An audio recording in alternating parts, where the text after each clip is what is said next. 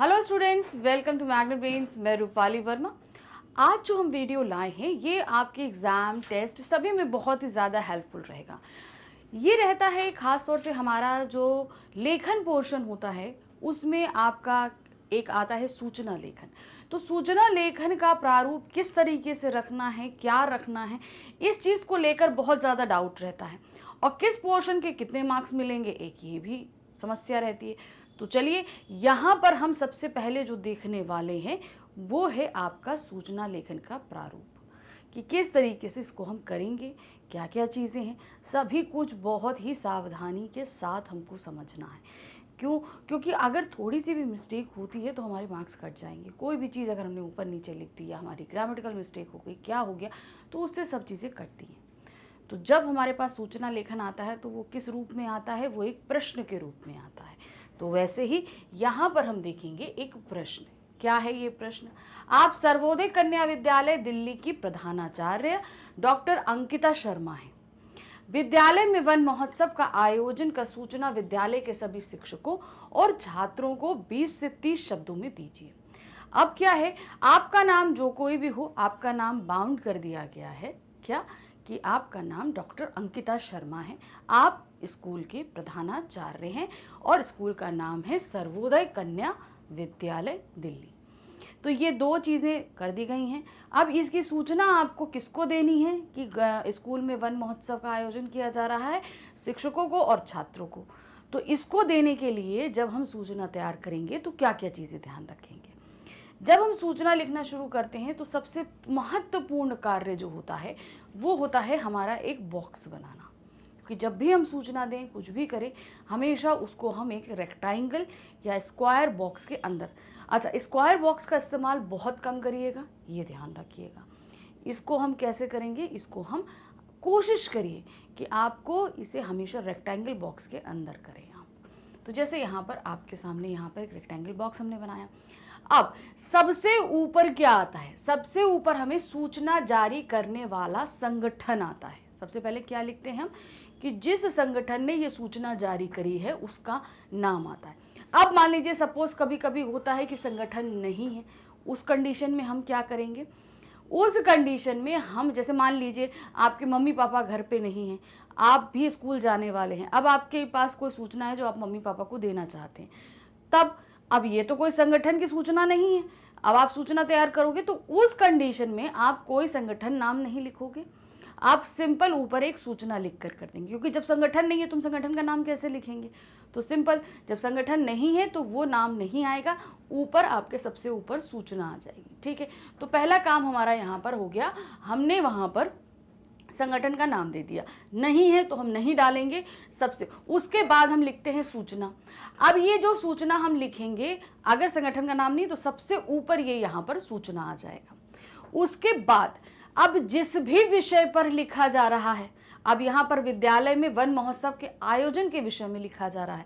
अब मान लीजिए जैसे आप एक संदेश देना चाहते हैं तो आपने सूचना लिखा, अब ये किस विषय में है, मामा जी का फ़ोन आया था, ये बात आपको अपनी मम्मी को बतानी है, आप घर पर नहीं, मम्मी घर पर नहीं थी, तो आप क्या लिखोगे, मामा जी के फ़ोन के लिए। ठीक है, मामा जी के फ़ोन के लिए आप सिंपल ऐसे लिख दोगे। विषय हमें देना ज़रूरी पड़ता है क्योंकि जैसे हम औपचारिक पत्र लिखते हैं उसी तरीके से इसमें भी विषय की रिक्वायरमेंट हमेशा रहती है कि सूचनाएं तो बहुत छपती हैं, व्यक्ति अपने मतलब की सूचना देखना चाहता है तो वो विषय देखकर समझ जाता है कि ये हमारे मतलब की है या नहीं है। तो ये हमारा हो गया विषय। संगठन का नाम, सूचना देंगे, उसके बाद हम क्या लिखेंगे, आपका विषय आ गया हमारा। अब इतने सब, और उसके बाद आ जाती है हमारी दिनांक। ये लेफ्ट हैंड साइड ही जाएगा, ध्यान रखिएगा, कोई भी गलती से इस राइट हैंड साइड मत लिखिएगा, वो राइट हैंड साइड जाएगा, लेफ्ट हैंड साइड जाएगा आपका, वहाँ पर आप लिखोगे, ये हो जाएगी आपकी दिनांक।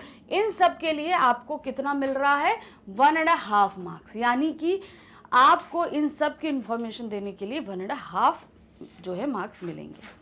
फिर उसके बाद आता है विषय। जो कोई भी विषय है वो आप 3 से 4 लाइन के अंदर कंप्लीट करेंगे क्योंकि आपको बाउंडेशन यहाँ पर 30 to 40 या 20 to 30 ऐसे वर्ड्स देंगे।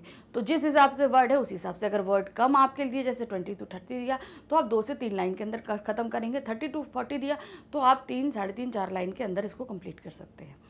फिर क्या है, सभी शिक्षकों और छात्रों को सूचित किया जाता है कि 27 जुलाई 2000 को दोपहर 12:30 बजे विद्यालय के परिसर में वन महोत्सव कार्यक्रम का आयोजन किया जाएगा। आप सभी इस कार्यक्रम में अपना सहयोग दें, इसे सफल बनाएं। सभी छात्रों और शिक्षकों की उपस्थिति अनिवार्य है। तो ये तो विषय हो गया। अब विषय के आपको मिल रहे हैं 3 मार्क्स, ठीक है। इसलिए विषय जो भी आपसे प्रश्न पूछा गया है, आप उसके बिल्कुल सटीक विषय लिख रहे हैं, इस बात का आपको 3 मार्क्स मिलता है।